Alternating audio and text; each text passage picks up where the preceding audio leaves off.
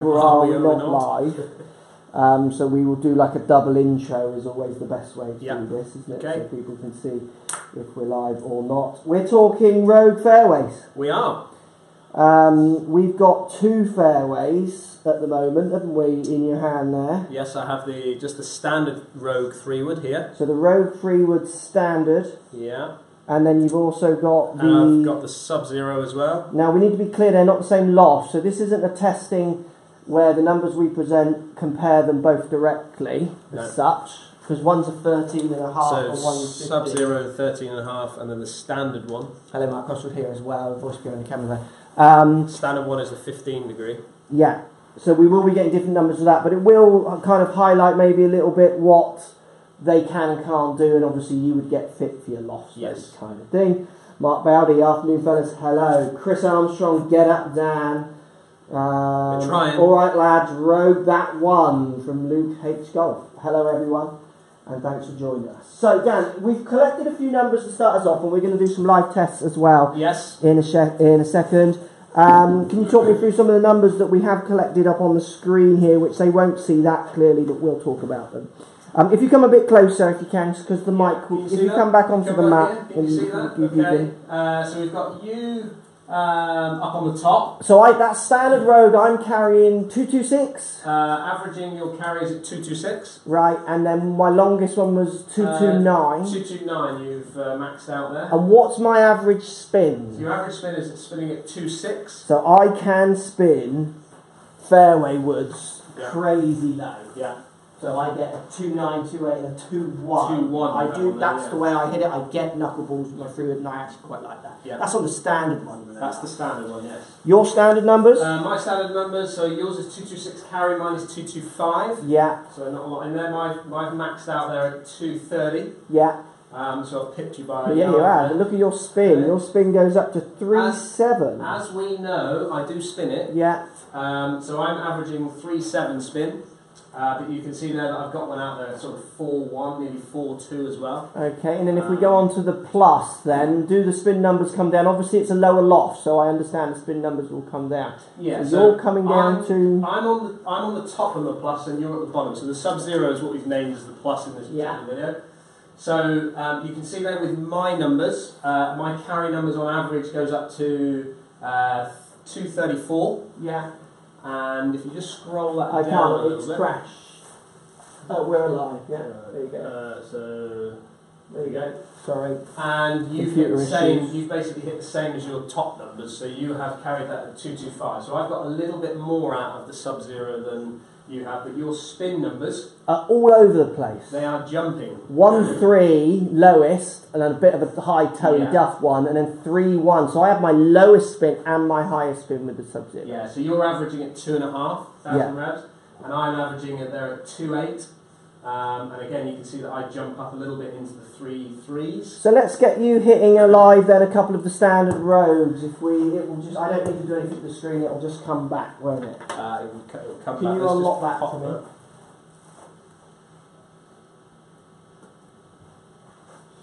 So Dan's going to hit some of the standard rogues. So we get jailbreak technology in the standard rogue, which is the 2 bars at the top. So standard rogue with me hitting now. So I know this is not the standard one, but we got the jailbreak bars coming at the top. First time they've been seen in a 3-wood, I think. When you ready then? So standard model for Dan there. I mean, to be honest with you, they look both very similar, don't they, when you look down at them? Feel? How does it feel? Feels nice. Feels softish. Okay. Nice sound off the face as well. Okay. We get ultra thin face and face cup technology. Yeah. So they're playing with the face of the club to try and keep it friendly across the face as much as possible. Yeah. It's an internal standing wave technology, so basically they can be really precise, they're saying, with where the CG in the club goes, which obviously is going to maximise for them launches around the demographic they're aiming at. Also, aerodynamic package, which is, if you bring that up a little closer to the camera, which is those, if you hold it so the face faces me, just there we go, just pointing those little ridges on top. there's little ridges here, and I think compared to possibly the Epic, there was probably two, I think. Two on the top. Yeah. Whereas here now they've brought it down to one, and I actually kind of like that. Okay. A lot less going on. Cool. Should we hit another? Yeah. So that last shot, what did I get there? 221 carry, spinning at 4.5. Okay. Cool. If you call out the numbers each time you hit, it's good. Luke says sounds nice. What do you think of the sound of it? Yeah, it sounds... I quite like the carbon-headed sound of what Rogue does. That popped off the face nicely, that last shot. Numbers? I'm not getting them through. So yeah, so that one there, and again I think I caught that slightly off the top of the club, but spinning at 2.8, nearly 2.9. So that's low for you? That's low for me, so I think, like I said, I've caught that off the top, and that's gone 237 in the air. Oh, so long ball. That's... so do you want to hit a couple with the 13.5? I mean, you would never come down that low in loft. No. On a fairway would get up, down, get up, down. But that's what we've got for testing. So again, don't compare the spin numbers per se, because they will be not the same, subject to the fact they're different lofts. Just one noticeable difference, obviously, with them is that obviously we've got the grooves run straight across the face on that's the Sub-Zero. Yeah. And this one it doesn't go straight across, but it's so it does look slightly different. Okay. Cool. Let's get me on. Good afternoon from Chris. What have I missed? Just a long ball there, Chris. Just a long ball there. Spin is related to strike, is it not, GL? Very much so, Absolutely. GL. It will jump more with strike than it will with anything a manufacturer can do with weights and those kind of things. But obviously then you will fall into a pattern of spins, subject to how many you hit. So this is the Sub-Zero. We know it's a bit lofted, de-lofted, then after the ball as it comes back down. How does that feel? It looks very similar, you're saying? Yeah, if anything, possibly slightly smaller looking on the head, which I would expect to see that possibly from the Tourer version, should we say. Yeah. Feel off the face, not a great deal of difference, to be honest with you. Absolutely. I'd be surprised if it felt particularly different. Yeah. Weight forwards, basically the lower spin in this is because the weight is more forwards than you can see there. You get the weight port. Weight port at the back of this is the standard one. Yeah. And then the weight brought forward in the Sub-Zero. Yeah. Again, to just try and bring that CG. Basically to give people more options. 13.5, what did that say? There's 13.5 landing at 5 degrees, get up, down. Love it, isn't it? Do certain woods feel like they brush the grass differently from the same barns? That's an interesting question. I wouldn't ever feel that a particular wood feels different. No. What numbers are you getting now? So those last couple of shots there, I was spinning around sort of 4,000. So I caught them both a little bit lower on the club face than I did the other one. Yeah. And both carrying around sort of 220 to 230. Okay. That last shot 225. Cool. If I have a little go. So remember, you just pop you in. You swap the So you're going. What are you starting with? I'm going to start with the Sub. We're going to start with the Sub. Okay. I agree with Dan. The Sub-Zero. If you remember, you can zoom on the iPad there, Dan, as well. The Sub-Zero definitely comes out looking. I'm not sure the CCs actually. Someone could post a comment if they want to go on the website and find the CCs. Smaller looking. Yeah. Because obviously CCs doesn't just relate to this view, it could be deeper, which then means it's the same CCs, so size, capacity, just in a different way. But someone could have a look on the website for that. Can you control, what does that say there? Can you control distance or, hang on, where's that saying there? Can you control distance with jailbreak? What do they mean by that? I'm not sure. Maybe they're thinking that obviously they think the jailbreak adds so much distance, possibly, that you can't control the distance. I mean, my experience with jailbreak is it's trying to control the entire face, that kind of try and equal out the ball speeds on as you move away from the centre of gravity, rather than, for me, the centre of it being any particularly longer as such. So this is the 13 degree, and I have used 3 woods like this because I can, as a general launch, and I will get, subject where I hit these, like if I button this, I will get my longest shot out of this because I will get low spin, okay launch. I mean, that one's carrying 230 odd? Yeah, so that's long for my 3-wood with not much spin. And what have you got there, spin-wise? It's just 3 up. Let's have a look. 3. So I'm spinning at 2.7. 2.7. Carrying 233. So really, on a course of any kind of roll, yeah, that's like 260 rolling 270. And I can't, you know, if I put this on a T-peg so I can get it higher out the face, I can get big numbers with this. The problem for me is I gain my 3-wood in a lot of situations, semi-rough, rough, you know, I'm having to play it. Yeah. At 220, subject to uphills and weathers, I can't hit my hybrid. Sometimes I have to hit a 3-wood. Yeah. So to have one that's so low spinning for me is brilliant in some situations, but I get on the course and find in other situations it's just hideous. So what do you hit, like, you know, you've got your rinky-dinks. How far do you hit your rinky-dinks? Well, it carries 212 to goes around 220. And then you've got your sort of power hybrid, haven't you? No, sorry. My rinky-dinks is 200. Yeah. My power hybrid is 220. And then my 3-wood carries 220 to 230. 230. Yeah. More. Yeah. Okay. So there's your gapping there. Correct. Ask that question. So that last one again, I carried 230, spinning at 2,100 revs. So in the standard Rogue, weight more at the back. It's definitely a bit bigger in its profile as you look down. Still got the aerodynamics that they're saying on top, and still got the jailbreak. Obviously, Callaway are happy that they're bringing jailbreak to the fairway woods, which is all fine. You go and test and see if that makes a difference to your game. So what are you hitting now? You're going straight. Sorry, yeah, this is now the standard. Dan's just changing it on the screen there. The question comes down below. What would you do with your fairway woods? Would you go less spin, or would you go for the more standardised spin model? I mean, for me, the lower spin fairway woods really have to be strong hitters who can get control. And then the other thing with the 3 woods at any loft, doesn't have to be a foot and a half in that Sub-Zero, with the low spin, it's people who hit a 3 wood off the tee a lot. Yeah. Use them. When I used to play in tournaments, there were people who would use their driver was so erratic they would go to their 3 wood, then they would go, remember the 3 pluses Callaway used to make, stuff like that. They're trying to max. They're not hitting their 3 wood from the deck. They tended to, in those days, have 1 irons and 2 irons that they were happy with. It's that kind of model of player, for me, that one suits. Where I would use the standard one all day, because I feel I can hit this 220 to 2... I mean, I feel I could hit this 200 if I wanted to. And then I feel I could hit one out there at 260 with roll if I have to. Yeah. I mean, let's have a play, shall we? Go on then. I'm going to try and hit this 200 yards. Okay. It's a shot that I will play on the course.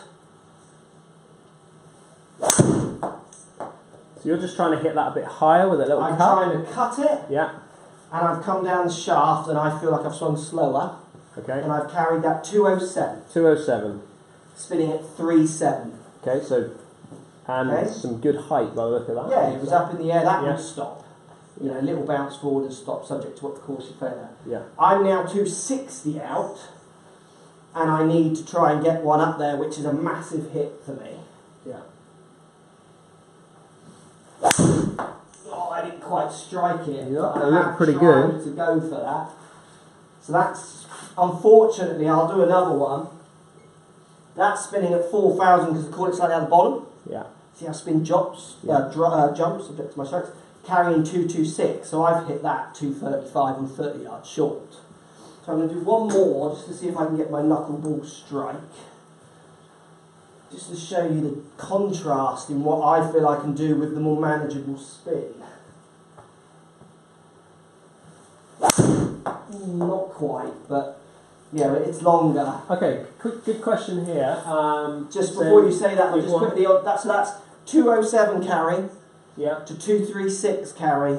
So that one's now up to 250. I'm 10 yards short on front of the green. If I've measured 260, I'm 10 yards short of the flag.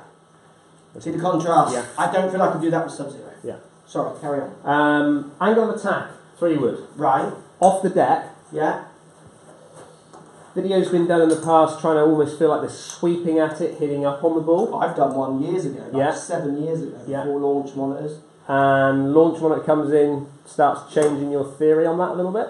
Yeah, I mean, I hit everyone who hits anything from the deck, you're hitting it. You can't get below it, you hit up at it. Yeah. But here's the contrast, right? And this is where I worry with some videos that fly around at the minute. So here you go. 2 things where you can teach this, in my opinion, okay?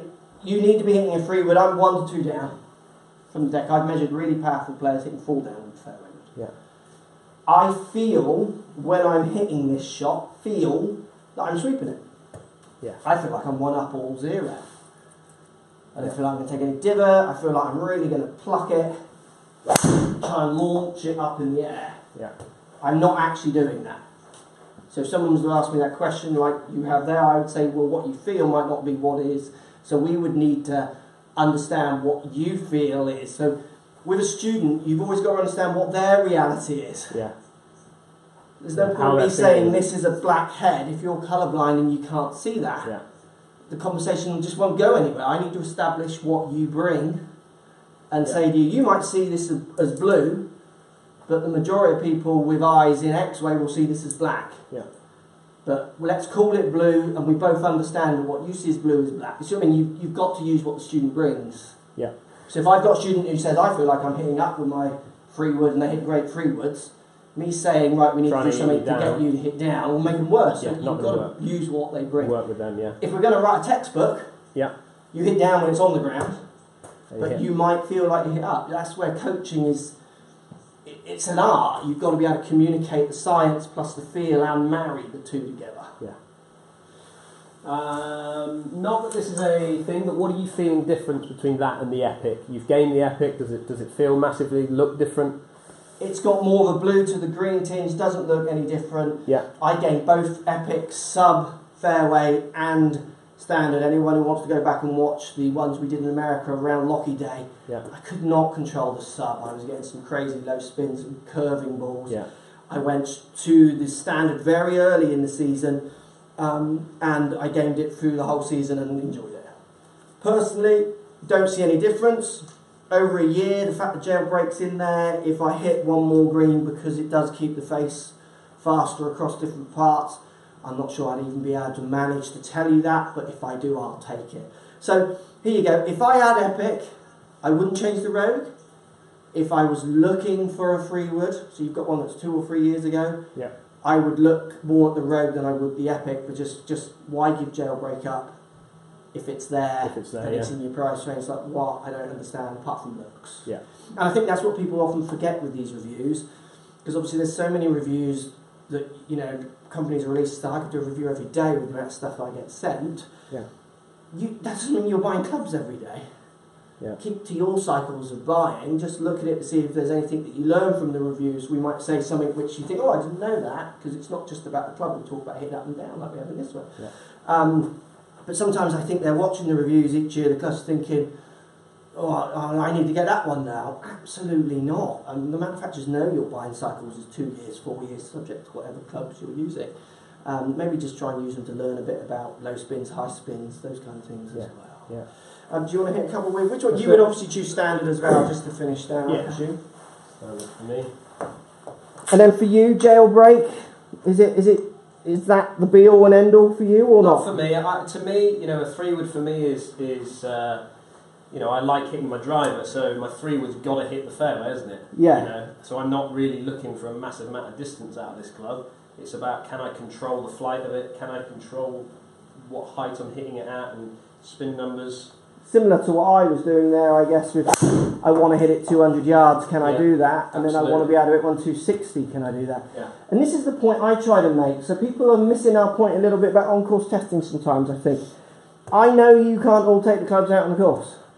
No. But my hitting that ball 200 yards and then hitting it, trying to hit it 260 yards, are gaming things that I do. Yeah. So I would do them in here. So I'm trying to bring on-course in here. So the message with the on-course test for people who are watching is to try and not get on these launch monitors and, like so many people do, play the can I beat the last one, can I go further game, because it's just so unrealistic. That's what it turns into. You know, I see reviewers doing it. I've heard comments, people say things like, oh, I like that guy's review because he hits it the distance I hit it. That literally makes no sense to me. Yeah. You should, you know, that's not really why you should be watching. No, absolutely right. I agree with that. And you do see that when I'm doing my fittings in here. You see so many guys just battering the ball. Oh, they go, I can do better than that, I they can say. do better than that one. well done that you can do better than that one. It just, and actually you have to sort of push them to try and hit different shots. Right, give me a fade, hit it high, hit it just to get them working that club, So have you as well, if you had Epic or Rogue, let's pretend you used Epic, would you use Epic or would you use Rogue? Yeah. Which one? For me, let's say you've got Epic at the minute. Would you stay with Epic or would you go for Rogue? If I was hitting it as well as I'm hitting this, I wouldn't even change it, But I do, I can see that guys will go for the blue over the green. Yeah. I could see that, but no, it doesn't. To me, this looks very, very similar to the Epic. Here's one for you as well, right? Which I don't know if people realise. I can't speak for Callaway, and maybe they can comment and let us know. They often don't because they don't want to get involved with the online banter, but it'd be lovely if they commented. Yeah. I don't think that many people in the Callaway stroke R&D, advertising, or any of the people who forecast those kind of things would expect, if you had Epic, that you would now buy Rogue. Because Rogue is still current. In effect, they're not saying Rogue is better than Epic, even though they probably will try. They're saying they're both out there still. Yeah. What they're saying is that, look, if you haven't bought a Freewood for 10 years, lots of people, here's one to have a go. If you haven't bought one for 5 years, please try ours, because we think it's the best we can build today. Yeah. And I think that message gets lost so often in videos.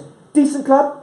Like it. Yeah, I like it. I could game it now. Nice look, yeah. One more, get as high as you can, Dan. Come on. Really high? Hit them high, lol. Get up, Dan. Phil Rhodes says.